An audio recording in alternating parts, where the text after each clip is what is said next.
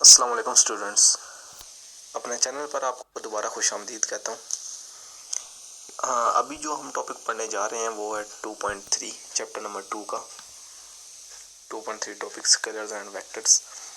इस लेक्चर के दौरान हम लोग सिर्फ एक ही टॉपिक 2.3 स्टडी करेंगे। उसकी वजह यह है कि अगर 2.4 इस लेक्चर के साथ में मिला लिया जाए तो लेक्चर काफ़ी लॉन्ग हो जाएगा, क्योंकि 2.4 के अंदर काफ़ी सारी टर्म्स डिफाइन हुई हैं और उसके लिए कम से कम अलग से एक लेक्चर चाहिए। तो और इनके साथ मिलाने की सूरत में जो है वो लेक्चर काफ़ी लंबा हो जाएगा। तो इस वजह से 2.3 हम सिर्फ इसमें स्टडी करेंगे। 2.3 के अंदर उसने दो टर्म्स डिफाइन की हैं और इनसे रिलेटेड ही आगे थोड़ा सा एक्सप्लेन उसको किया है। वो कहता है जी कुछ क्वांटिटीज़ होती हैं फिजिकल क्वांटिटीज़, जिनको स्केलर कहते हैं, कुछ वेक्टर्स। अब ये फिजिकल क्वांटिटीज़ डिफाइन हुई हैं चैप्टर नंबर 1 के अंदर। चैप्टर नंबर 1 के अंदर उसने फिजिकल क्वांटिटीज़ डिफाइन की हैं। वहाँ पर कुछ क्वांटिटीज़ थी बेस, कुछ थी derive quantities. Base quantities total 7 हैं। 7 के अलावा जितनी भी क्वांटिटीज़ हैं वो सारी डिराइव क्वांटिटीज़ हैं। वहाँ पर तफसीलन में एक्सप्लेन करूँगा कि डिराइव क्वांटिटीज़ को डिराइव क्यों कहा जाता है और बेस को बेस क्यों कहा जाता है। फिलहाल ये समझ लीजिए कि बेस, क्योंकि वो बेस प्रोवाइड करती हैं और वो 7 ऐसी हैं जो कि फिक्स हैं, उन्हीं से बाकी सारी डिराइव हो जाती हैं। जैसे देखें ना, 1 किलो का पत्थर है। 1 किलो का जो पत्थर है हम लोगों के लिए एक स्टैंडर्ड है, बेस है। हम लोगों ने अगर 2 किलो का पत्थर बनाना है तो हमें पता है कि इसी 1 किलो जैसे 2 हो जाए। अगर 3 किलो बनाना है, 5 किलो बनाना है तो हमें पता है जी कि इसी जितने 3 या 5 हो जाए तो वो 5 किलो बन जाएगा या 3 किलो बन जाएगा। देखिए ना, बेस से हमने बाकी ड्राइव कर लिए ना। 1 किलो का पत्थर हमने खुद बनाया कि कितना होना चाहिए, ये बेस है। उससे हमने बाकी 3 किलो का कितना होना चाहिए ड्राइव कर लिया, 5 किलो का कितना होना चाहिए ड्राइव कर लिया, उसी के साइज़ के मुताबिक। तो ये बेस ड्राइव क्वांटिटीज़ है, वहाँ पर एक्सप्लेन करूँगा इंशाल्लाह चैप्टर नंबर 1 में। तो अभी फ़िलहाल हम लोग फिज़िकल क्वांटिटीज़ की बात कर रहे हैं कि फ़िज़िकल क्वांटिटीज़, कुछ ऐसी फ़िज़िकल क्वांटिटीज़ होती हैं जिनको हम स्केलर कहते हैं और कुछ ऐसी होती है जिनको हम वेक्टर कहते हैं। अब इनके दरमियान में फ़र्क क्या है। एक मरतबा मैं अपने एक स्टूडेंट को पढ़ा रहा था, तो उसको पढ़ाते हुए मैंने यही टॉपिक पढ़ाते हुए उसे मैंने बोला कि उठो और चलो। तो उसने मुझसे बड़ा अच्छा एक सवाल किया। उसने मुझे कहा जी कि मैं किस तरफ चलूँ। अगर वो ये सवाल ना करता तो उसे समझ ना आती कि मेरी इंस्ट्रक्शन क्या है। वो इस बात को मुकम्मल तौर पर कभी भी नहीं समझ सकता था। वो गलत हो सकता है, वो गलत चलता। मैंने उसे कहा कि 2 कदम चलो, लेकिन ये नहीं बताया किस तरफ। तो उसने मुझसे पूछा कि किस तरफ चलो। इसका मतलब ये है, अगर मैं उससे टाइम पूछता, मैं उसे कहता यार टाइम कितना हुआ है, तो वो कहता है जी कि 2 हो गए, 3 हो गए, 8 हो गए। वो ये ना कहता कि जी किस तरफ, क्योंकि टाइम की कोई डायरेक्शन नहीं होती। टाइम एक ऐसी फिजिकल क्वांटिटी है जिसका सिर्फ एक मैग्नीट्यूड हो जाए तो वो मुकम्मल तौर पर उसको एक्सप्लेन कर देता है।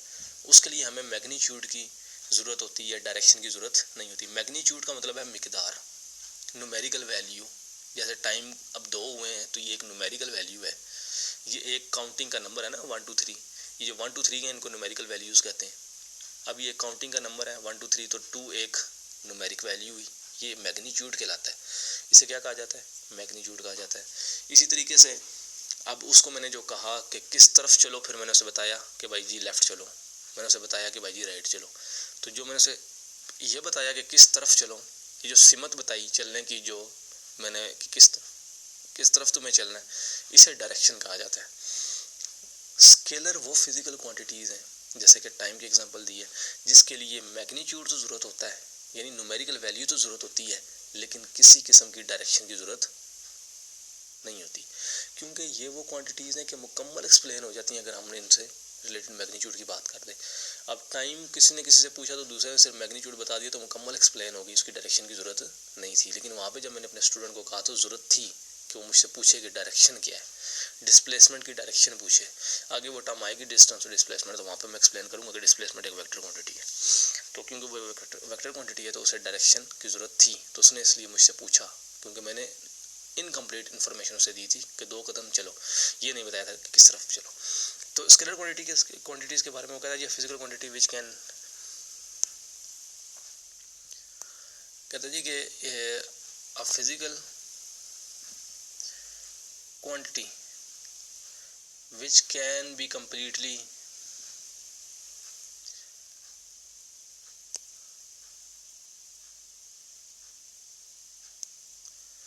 A physical quantity which can be completely described by its magnitude is called scalar quantity.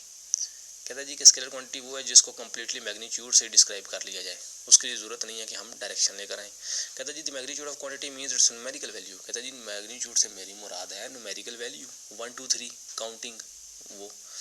इस तरीके से कहता है जी कि अप्रोप्रिएट यूनिट्स उनके साथ लाजमी होती है। देखिए जी कभी भी आप न्यूमेरिकल वैल्यू को सिर्फ लिख कर नहीं छोड़ सकते।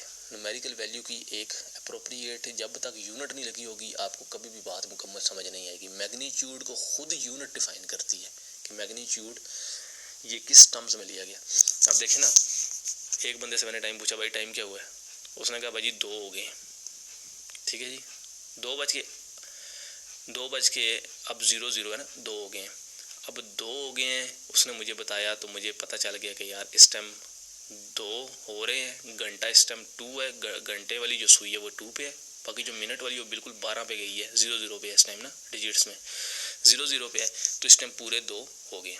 अगर वो मुझे अब ये नहीं कहता कि जी 2 हुए, वो मुझे ये कहता है यार कि 2 घंटे, ठीक है, अभी जो है वो मतलब कि 2:50 मिनट हो गए लेट्स सपोज, तो 2:50 हो गए, उससे मुझे बताना पड़ेगा कि 2:50 2 घंटे और 50 मिनट को डिफाइन कर रहा है कि 50 मिनट हो गए हैं सुई के ऊपर, और 2 जो मैंने बताया वो घंटे को डिफाइन कर रहा है कि डिफाइन हो गया।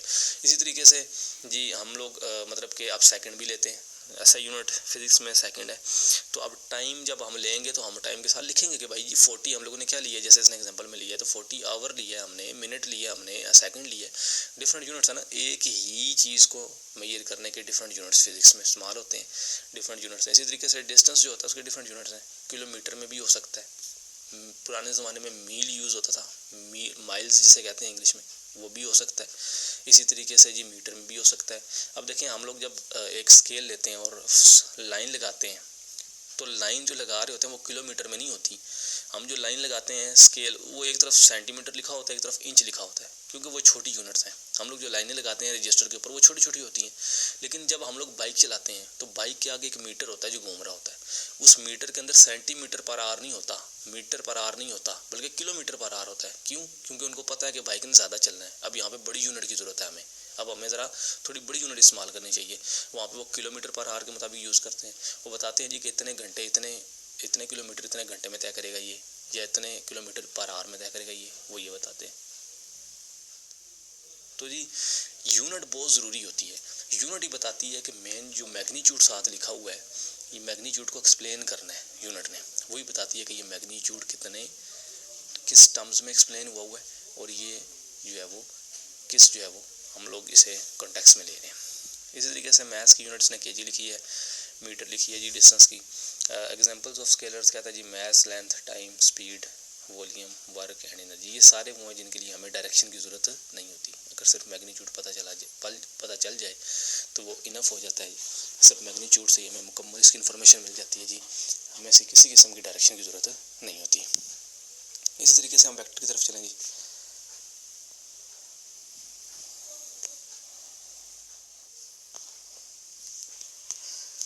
कहते हैं जी जो वेक्टर है, वेक्टर के बारे में कहता है जी कि vector is described completely by magnitude and direction. कहता है जी वेक्टर के लिए सिर्फ हमें मैग्नीट्यूड नहीं चाहिए, बल्कि कम्प्लीटली डिफाइन करने के लिए उसकी हमें डायरेक्शन भी चाहिए। कहता है जी वेक्टर वो है जिसके लिए कंप्लीट एक मैग्नीट्यूड भी हमें दें, डायरेक्शन भी दें, तो उसका मीनिंग कंप्लीट होता है। इसने बहुत सारी एग्जांपल्स लिखी हैं, जैसे कि वेलोसिटी, डिस्प्लेसमेंट, हम आगे इन दोनों को देखेंगे। इस तरीके से फोर्स, मोमेंटम, टॉर्क एक्सेट्रा, इसने ये बहुत सारी एग्जांपल्स एक्सेट्रा करके लिख दी हैं कि जी ये इसकी एग्जांपल्स हैं। अब देखें एक फोर्स उसने यहाँ पर जो है वो लगाई है इस बेंच को, तो देखें इसकी ये ख़ास डायरेक्शन है। देखें ना, अगर फोर्स इक्वल लगे और दो ऑपोजिट जगहों से लगे, मतलब कि जी एक मरतबा फोर्स यहाँ से लगे और इधर से लगे, दोनों बराबर लगे, ऑपोजिट लगे, तो ये टेबल कहीं नहीं जाएगा, इधर ही रुक जाएगा ना, क्योंकि ये दोनों ऑपोजिट हैं और दोनों है भी बराबर, ठीक है ना। एक उधर से लगाई, एक इधर से लगाई, और दोनों लगाई भी बराबर। लेकिन अगर यही फोर्सेस इधर से लगाएं, दो लगा दें, यहीं से इधर उस तरफ, और एक और फोर्स हम लगाएं और वो भी इधर से उस तरफ हम इसी टेबल के ऊपर लगाएं, तो जी ये टेबल उस तरफ मूव करके चला जाएगा आगे की तरफ, ऐसे ही। ये टेबल आगे की तरफ मूव करके चला जाएगा, क्योंकि अब हमारी फोर्सेस की डायरेक्शन दोनों की सेम है। तो डायरेक्शन फ़र्क डालती है, डायरेक्शन से बहुत फ़र्क पड़ता है चीज़ के ऊपर।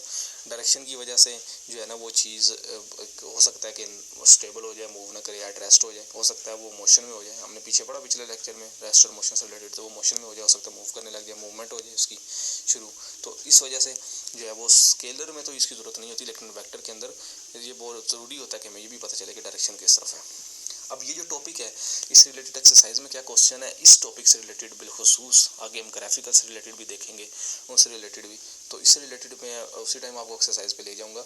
इससे रिलेटेड डिफरेंशिएट का क्वेश्चन है और ये पास पेपर में कई मरतबा आया हुआ है। इससे रिलेटेड मैं खुद से जो है वो एक पॉइंट भी लिखवाता होता हूँ, 4 पॉइंट्स भी लिखवा देता हूँ, तो लेकिन मैं मिनिमम 3 पॉइंट्स की जो है ना वो लाजमी तौर पे आप लोगों ने करने हैं इसके। अब मैं आप लोगों को बताता हूँ कि आप लोगों ने इसके 3 पॉइंट्स पूरे कैसे करने हैं। आप लोगों ने इसको लिखना कितना है डिफरेंशिएट में, 3 पॉइंट्स आपने लाजमी लिखने हैं। अब ये देखिएगा, एक आप लोगों ने ये डेफिनेशन लिखी इसकी, एक इसकी डेफिनेशन लिखी, ठीक हो गया जी। एक आप लोगों ने एक इसकी डेफिनेशन लिख दी, ये आप लोगों ने डेफिनेशन लिख ली। एक मिनट रुकना ज़रा,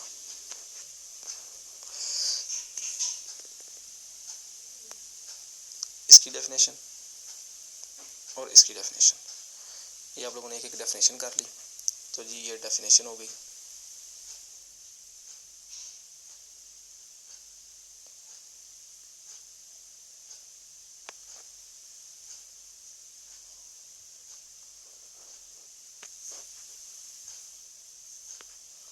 ये आप लोगों ने इससे रिलेटेड जो है वो डेफिनेशंस कर ली, और डेफिनेशंस के बाद आप लोगों ने जो है वो इनकी कम से कम एक एग्जाम्पल, सॉरी 3 एग्जाम्पल्स कम से कम आप लोगों ने करनी है। इसकी काफ़ी सारी एग्जाम्पल्स यहाँ पर लिखी हुई हैं, आप लोगों ने कम से कम 3 एग्जाम्पल्स उसके बाद इसकी लिखनी है।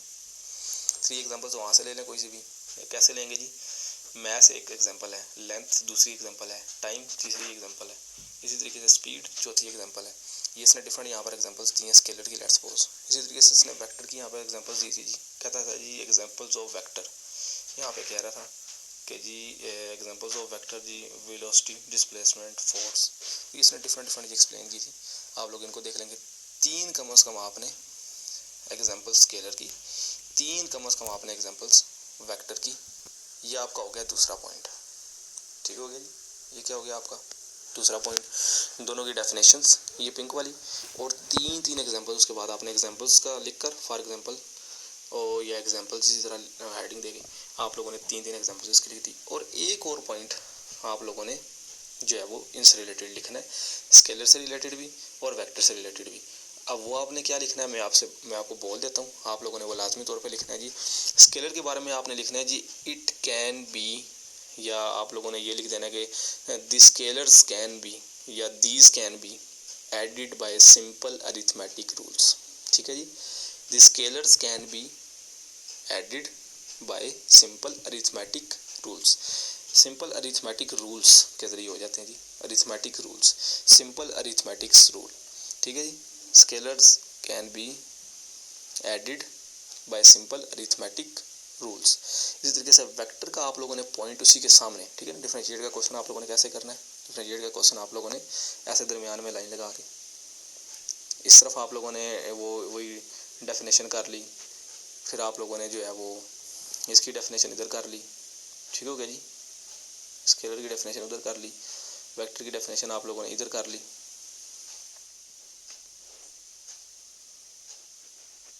इसी तरीके से आप लोगों ने इसकी एग्जांपल फिर एक इधर की 3, वो एग्जांपल की हेडिंग मतलब एक देके 3 आप लोगों ने इस तरीके से इसकी एग्जांपल्स की, 3 फिर आप लोगों ने इसकी एग्जांपल्स की इधर सामने, ठीक है जी। फिर आप लोगों ने स्केलर के सामने यहाँ पर लिखा जी scalars can be added by simple arithmetic rules. इसी तरीके से फिर आप लोगों ने वेक्टर के आगे भी लिखना है, वेक्टर के आगे लिखना है जी vectors can be added by head to tail rule, ठीक है जी। वेक्टर के आगे आप लोगों ने क्या लिखना है, vectors can be added by head to tail rule, head to tail rule. Chapter number 3 में नहीं, इससे अगले वाले आगे चैप्टर में जो है वो एक्सप्लेन हुआ वो हेड टू टेल रूल जी, टार्क वाले चैप्टर में इंशाल्लाह वहाँ पे हम लोग पढ़ेंगे हेड टू टेल रूल, तकरीबन दूसरे तीसरे पेज पे ही वहाँ पे उसने एक्सप्लेन किया।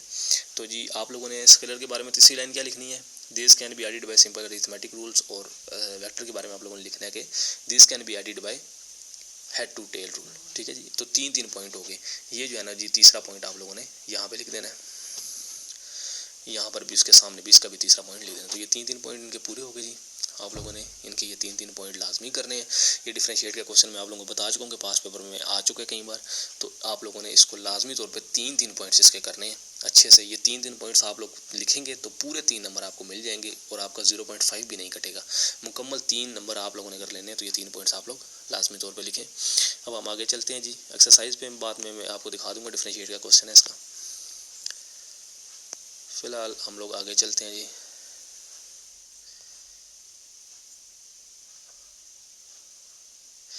मेरी बुक में यहाँ पर ये मिसिंग है, यहाँ पर हेडिंग ऊपर इस जगह पर ये जो है वो ग्राफिकल रिप्रेजेंटेशन का टॉपिक है। इसी का सब टॉपिक है जी, ये कोई ज़्यादा से नहीं है। ये 2.3 है। यहाँ पर एक टॉपिक है ये मिसिंग है इसके अंदर, ग्राफिकल रिप्रेजेंटेशन, ठीक है जी। ग्राफिकल रिप्रेजेंटेशन का यहाँ पर जो है वो हेडिंग है। तो हम लोग इसकी तरफ चलते हैं जी। अभी हम लोग देखते हैं ग्राफिकल रिप्रेजेंटेशन कैसे की जाती है वेक्टर की। देखिए जी वेक्टर को आमतौर पर रिप्रेजेंट करने के लिए उसने कहा है जी कि to differentiate a vector from a scalar quantity we generally use a bold letter. कहते हैं जी बुक के अंदर ना मैं ऐसे कर दूंगा कि जहाँ जहाँ वेक्टर होगा ना डिफरेंशिएट करने के लिए कि जी ये वेक्टर है और ये स्केलर है, मैं ये कर दिया करूँगा कि उन्हें मैं जो है वो बोल्ड कर दिया करूँगा। इसने यहाँ पे बोल्ड किया, आप लोगों को ये नज़र आ रहा होगा।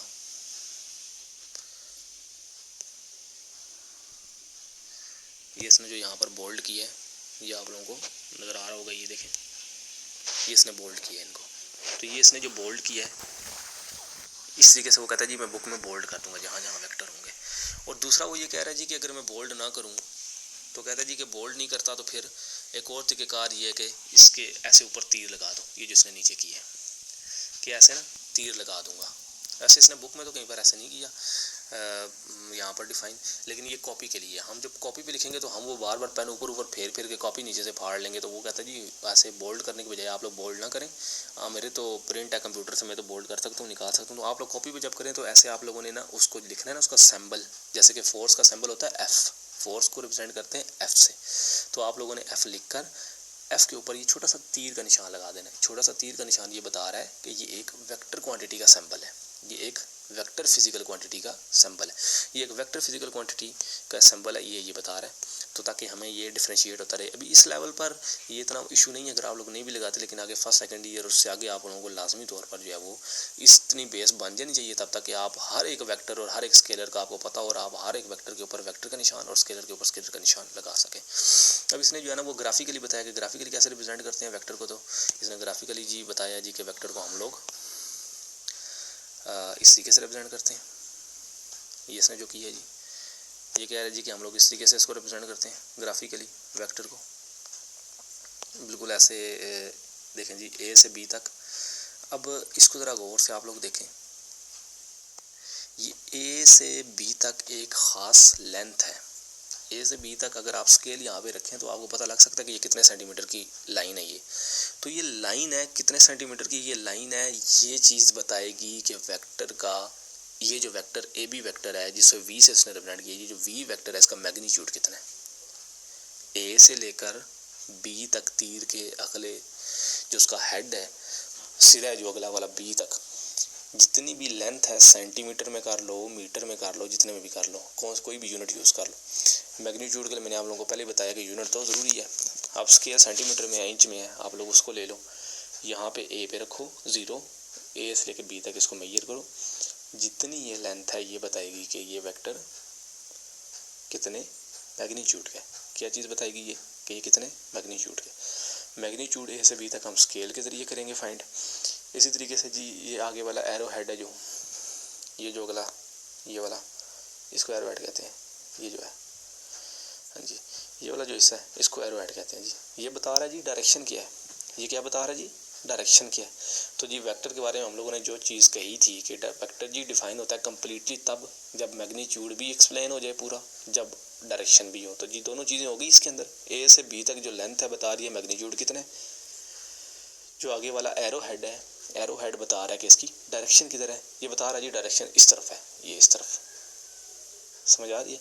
ये बता रहा है जी डायरेक्शन इस तरफ है। अब ये इस तरफ जो डायरेक्शन ये बता रहा है, ये एरो हेड इसका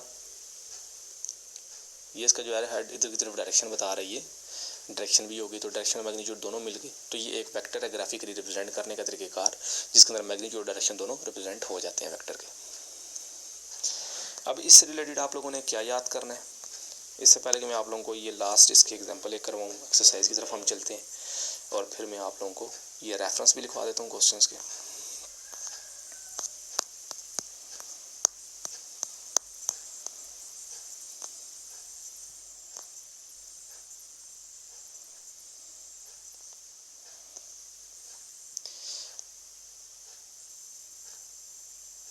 ये देखें जी, जो मैंने आपको वहाँ पर बताया कि इसका पास्ट पेपर में कई मरतबा डिफरेंशिएट का क्वेश्चन आ चुका है।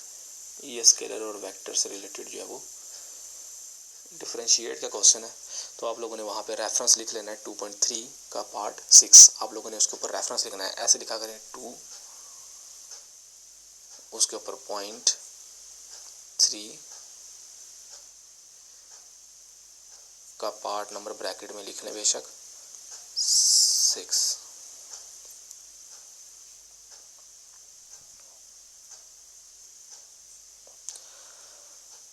ठीक है जी, तो ऐसे आप लोग उस उधर टॉपिक के ऊपर लिख लिया करें, जहाँ से मैंने निशान जो लगवाए हैं, आप जो भी मैंने उसके बारे में याद करवाया है उस जगह पर मेन आप लोग ये टॉपिक लाजमी तौर पे लिख लिया करें, ये रेफरेंस, ताकि आप लोग जब भी उस टॉपिक के ऊपर आए आपको पता हो इससे रिलेटेड एक्सरसाइज में क्वेश्चन है 2.3 का पार्ट 6। आप आएँ यहाँ पर देखें डिफरेंशिएट का क्वेश्चन है, वहाँ पे वापस जाएँ, इसको याद करें और आप लोगों को ये पता चल जाएगा कि इससे रिलेटेड क्या क्वेश्चन आ सकता है।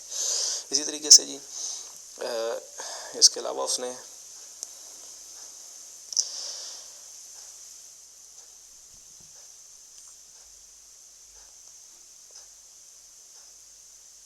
ये जी कहता है जी कि 2.10 के अंदर कहता है जी कि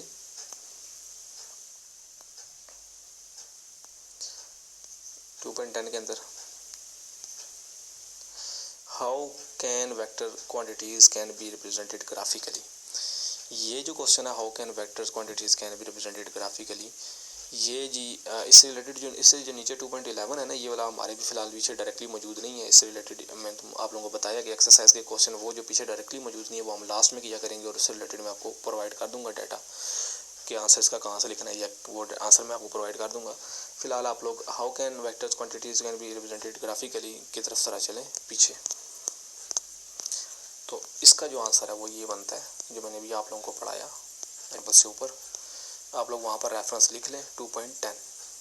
ठीक है जी, कैसे आप लोगों ने लिखना है, ये आप लोगों ने डायग्राम भी इसके साथ बनानी है उस क्वेश्चन के साथ, ये डायग्राम आप लोगों ने बनानी है, और आप लोगों ने यहाँ से लेकर यहाँ तक, और रेफरेंस आप लोगों ने लिख लेना है 2.11 से ऊपर वाला था 10। ठीक है जी, 2.10।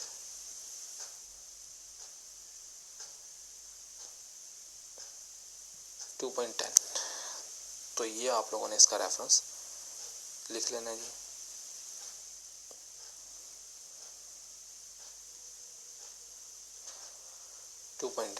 तो ये आप लोगों ने 2.10 यहाँ पर रेफरेंस लिख लेना जी। डायग्राम भी साथ बनानी है, मैंने आप लोगों को बता दिया, और ये आप लोगों ने साथ ये जो हिस्सा ये वाला 2.10 के साथ आप लोगों ने ये वाला जो हिस्सा है वो वाला आप लोगों ने कर लेना है। तो ये जो है वो 2.10 के साथ आप लोगों ने लाजमी तौर पे करना है जी। यहाँ पे रेफरेंस आप लोग लिख लिया करें, मैं आपको बार बार कह रहा हूँ ताकि आप लोग जब भी इस टॉपिक पे आएँ तो आप लोगों को पता हो कि एक्सरसाइज में से रिलेटेड क्वेश्चन है, आप लोग वहाँ पर जाएँ, क्वेश्चन देखें क्या क्वेश्चन है से रिलेटेड जो आएगा या आ सकता है, आप लोगों को पता चल जाएगा, और यहाँ पर आकर आप लोग उसे याद करें। अब नीचे चलते हैं एग्जाम्पल की तरफ।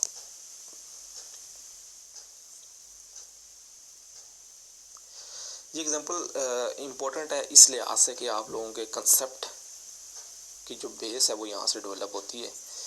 ये एग्जाम्पल जो है वो आप लोग अगर समझ ना आए तो बार बार लेक्चर को पीछे करके समझें, क्योंकि अगर ये समझ आ जाएगी ना तो आप लोगों की कल जब आप 10th में जाएंगे, फर्स्ट ईयर में जाएंगे, सेकंड ईयर में जाएंगे, तो आपकी फिजिक्स की जो बेस है वेक्टर से रिलेटेड वो स्ट्रॉन्ग होगी, क्योंकि वेक्टर से रिलेटेड ये एक बड़ी अच्छी एग्जांपल है, और इस टाइम ये बिल्कुल बेसिक लेवल की एग्जांपल है। और ये ग्राफ जब भी आप बनाया करेंगे मैथ में भी,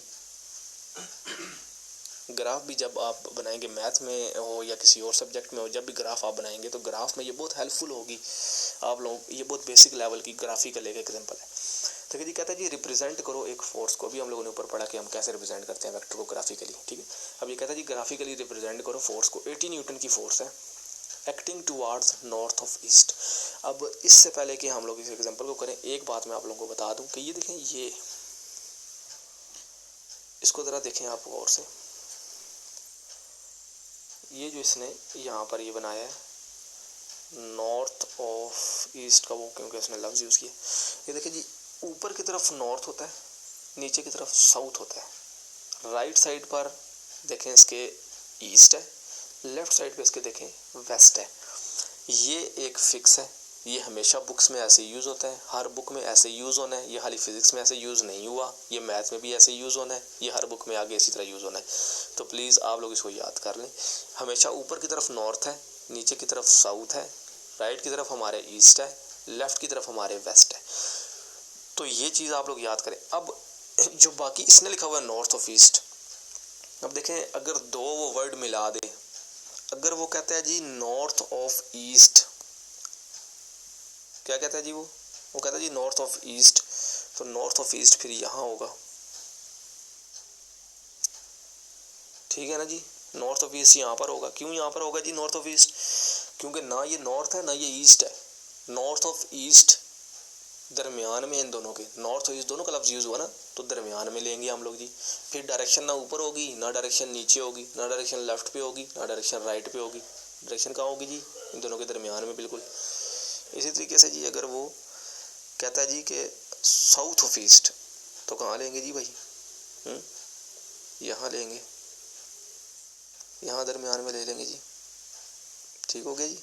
ना हम राइट में लेंगे ना हम डाउनवर्ड लेंगे, दरमियान में ले लेंगे। South of east, south of east जो से दो यूज़ करेगा उन दोनों के दरमियान में। अगर कहता है जी साउथ ऑफ वेस्ट, तो कहाँ लेंगे? यहाँ ले लेंगे जी, ठीक हो गया जी। यहाँ दरमियान में ले लेंगे बिल्कुल जी, ना साउथ में लेंगे ना वेस्ट में लेंगे, साउथ ऑफ वेस्ट दरमियान में लेंगे। इसी तरीके से कहता है जी north of west, north of west कहेगा तो नॉर्थ और वेस्ट दोनों का यूज़ कर रहा है ना वर्ड, तो नॉर्थ और वेस्ट के दरमियान में ले लेंगे जी, यहाँ पे ले लेंगे। बात समझ आ गई जी सारी? तो जिन दो का नाम ले ले, अगर तो एक ही का नाम ले तो एक ही डायरेक्शन में ना, अगर नॉर्थ में के तो सिर्फ ऊपर ले लेंगे डायरेक्शन, अगर साउथ में के तो सिर्फ नीचे ले लेंगे।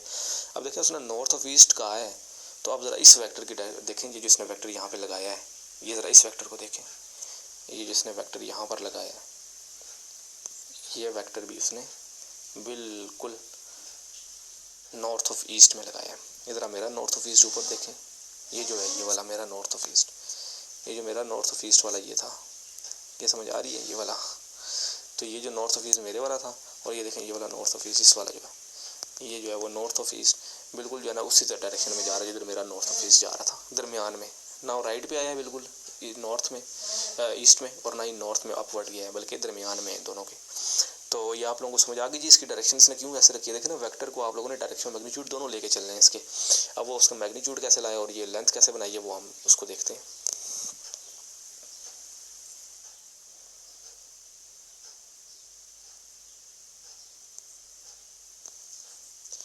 अब देखिए जी कहता है जी आप लोगों ने ये वेक्टर ड्रा कैसे करना है, पूरा का पूरा रिप्रेजेंट कैसे करना है ग्राफिकली। देखिए जी जब भी आप लोगों ने वेक्टर को ड्रा करना है ना, सबसे पहले आप लोगों को एक सूटेबल स्केल लेना होता है। अब ज़रा इसको आप लोग और से देखें, इसने जो लिखा हुआ है, इसने लिखा जी represent a force of 80 newton acting toward north of east. अब भाई जी मुझे कोई बंदा ये बताए, क्या कभी आया था कि न्यूटन का भी स्केल देखा है आप लोगों ने? जी हमारे पास जो स्केल होते हैं वो उसके ऊपर फीट लिखा हो सकता है अगर बड़ा है, इंच लिखा होता है, सेंटीमीटर लिखा होता है, लेकिन कभी न्यूटन तो नहीं लिखा हुआ स्केल देखा हम लोगों ने। तो जी न्यूटन कहाँ से लाएं? तो इसका मतलब ये हुआ, अभी तो ये न्यूटन है, किलोमीटर में भी अगर हो तो हम क्या यहाँ पर एक फुट ऐसा लेकर आए कि अपने घर से लेकर अमेरिका तक एक लाइन लगा दें? हाँ, ऐसा तो नहीं ना हो सकता। अब हमें लाजमी तौर पे एक सूटेबल स्केल लेना होता है। हम लोग सूटेबल स्केल ले, मीटर का स्केल, मेरे पास कौन सा स्केल है? सेंटीमीटर का। अब इस न्यूटन को ना सेंटीमीटर में कन्वर्ट करने लगते। सूटेबल स्केल लेने का मतलब ये है कि आप अपनी जो आप करना चाहते हैं, आप अपनी ख्वाहिश के मुताबिक उस वाली यूनिट में आप कन्वर्ट कर लें उस यूनिट को, जिसका स्केल आपके पास नहीं है या जिसका प्रैक्टिकल नहीं है कि आप लाइन लगा सकें। स्केल अगर है भी तो बहुत लंबा है, मतलब कि जो है वो बहुत ज़्यादा लंबी वैल्यू है वो। तो अब इसके स्टेप 2 में देखें, स्टेप नंबर 1 में तो सिंपल कहता है जी कि ड्रा टू परपेंडिकुलर लाइंस जिसमें ईस्ट वेस्ट नॉर्थ वेस्ट हो, यानी कि ये वाली ना, ये जो थी, कहता जी ये वाली लाइंस पहले ड्रा करो, ये जो इसने ड्रा की है ये वाली, ये एक अपवर्ड और ये एक डाउनवर्ड, कहता जी ये लाजमी है पहले ड्रा कर लो। ठीक हो गया जी, ये हम लोगों ने ड्रा कर ली। उसके बाद ये कहता जी सूटेबल स्केल लो। सूटेबल स्केल अब इसने देखे कैसे लिया, कहता जी कि मैं ना ऐसा करूँगा कि मेरा 20 न्यूटन ना 1 सेंटीमीटर से रिप्रेजेंट होगा। मैं अगर 1 सेंटीमीटर की लाइन लगाऊंगा ना, ये आपकी मर्जी है, इसने 1 सेंटीमीटर 20 लिया, आप 2 सेंटीमीटर भी 20 ले सकते हैं, आप 20 को भी चेंज कर सकते हैं। आप यूँ भी ले सकते हैं कि मेरा 10 न्यूटन 1 सेंटीमीटर को रिप्रेजेंट करेगा, या मेरा जो 10 न्यूटन है वो 2 सेंटीमीटर का, आप अपनी मर्ज़ी के मुताबिक ले सकते हैं। ये स्केल लेना आपकी बिल्कुल मर्ज़ी है, लेकिन आपने इस तरीके से लेना कि आपके लिए आसानी हो। ये नहीं कि आप लोग स्केल इस तरीके से ले लेंगे आपके लिए खुद ही मुश्किल हो जाए इसके लिए।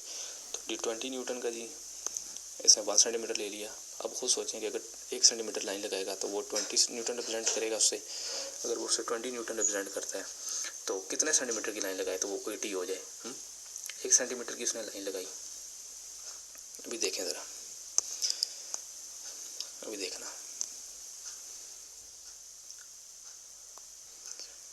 उसने 1 सेंटीमीटर की ये लाइन लगाई, कितना हो गया ये हो गया जी 20। ठीक है जी, 1 सेंटीमीटर 20 के बराबर है ना, ठीक हो गया।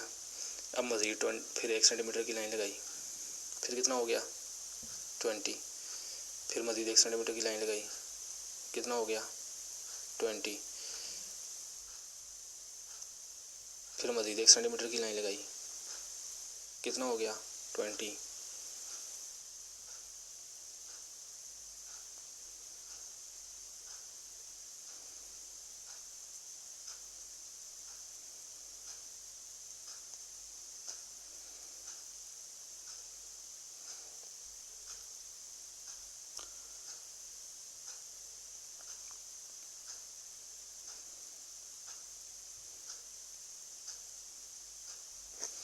अब देखिए जी, अगर हम लोग इनको प्लस कर लें 20 प्लस 20 प्लस 20 और प्लस 20, तो ये कितना बन गया जी 20, 40, 60 और 80 पूरा हो गया जी। इसका मतलब ये हुआ कि हमें 1 सेंटीमीटर ये, 1 सेंटीमीटर ये, 1 सेंटीमीटर ये और 1 सेंटीमीटर ये, हमें 4 सेंटीमीटर की लाइन लगानी है जी। कितने सेंटीमीटर की लाइन लगानी है जी? हमें 4 सेंटीमीटर की। देखें ना, 1 सेंटीमीटर लगाई तो 20, फिर 1 और लगाई तो 20 और रिप्रेजेंट हो गया, फिर 1 और लगाई 20 और रिप्रेजेंट हो गया, फिर 1 एक और लगाई 20 और हो गया। तो जी सर हम 4 सेंटीमीटर की लाइन लगाएंगे तो 80 न्यूटन हमारा कंप्लीट हो जाएगा। इसीलिए जी इसने यहाँ पर जो लाइन लगाई है, ये वाली जो लाइन है इसकी, ये जिसने लाइन लगाई है ये वाली, ये 4 सेंटीमीटर की लगाई है। ये जिसने लाइन लगाई है कितने सेंटीमीटर की? 4 सेंटीमीटर की लगाई है। क्योंकि मैंने आप लोगों को ऊपर एक्सप्लेन किया कि जो इसकी लेंथ होती है, अब ओ से लेके ए तक लेंथ है, ओ से लेके ए तक लेंथ है। ये जो दरमियान में हिस्सा होता है ना, ये बताता है, ये वाला हिस्सा, कि मैग्नीट्यूड कितना है। ये क्या बताता है जी? मैग्नीट्यूड कितना है। यहाँ पे मैग्नीट्यूड होना चाहिए 4 सेंटीमीटर, क्योंकि हम लोगों ने 20 से 1 रिप्रेजेंट 20 न्यूटन 1 सेंटीमीटर के बराबर रखा हुआ है। तो 1 सेंटीमीटर 20 बताएगा तो 84 सेंटीमीटर से पता लगेगा कि ये 80 न्यूटन जो है वो 4 सेंटीमीटर से रिप्रेजेंट होगा। तो अब हम लोगों ने डायरेक्शन वो रखी जो उसने कहा था नॉर्थ ऑफ ईस्ट रखना, हमने नॉर्थ ऑफ ईस्ट रखी। मैंने आप लोगों को पहले एक्सप्लेन कर दिया, वो यहाँ दरमियान में बनती है, तो इस वजह से हम लोगों ने यहाँ दरमियान में बनाई है। नॉर्थ ये, ईस्ट ये, और हम लोगों ने ये बिल्कुल दरमियान में ऐसे जाके लगाया, तो जी नॉर्थ ऑफ ईस्ट हो गया। और ये जी हम लोगों ने 80 न्यूटन और 4 सेंटीमीटर की लाइन लगाई तो 80 न्यूटन रिप्रेजेंट हो गया। मैंने आप लोगों को ये बता दिया कि कैसे हुआ। तो ये जी हमारी ये वेक्टर ड्रा हो चुका है, यही बात यहाँ लिखी हुई है। कहता है जी अब ड्रा कर दो लाइन अकॉर्डिंग टू स्केल। जो आपने स्केल लिया है, मतलब 1 सेंटीमीटर 20 के बराबर रखा हुआ है, तो उसके मुताबिक स्केल के लगा हुआ 4 सेंटीमीटर की लाइन लगानी पड़ेगी तुम्हें। और कहता है जी पुट एन एरो हेड, और आगे एक एरो हेड ऐसे लगा दो, ये आपका वेक्टर कंप्लीट हो गया। उम्मीद करता हूँ जी आप लोगों को ये लेक्चर समझ आया होगा। कोई भी इशू हो तो आप बिल्कुल फ्री ऑफ कॉस्ट मेरे से व्हाट्सएप पर रब्ता कर सकते हैं, कमेंट भी कर सकते हैं। अगर वीडियो पसंद आई हो तो लाइक ज़रूर करें और चैनल को सब्सक्राइब भी ज़रूर करें, ताकि हर आने वाली वीडियो आपको मिले और आप मुकम्मल इस बुक के जितने भी आप लेक्चर्स लेना चाहें आसानी से लेकर इसे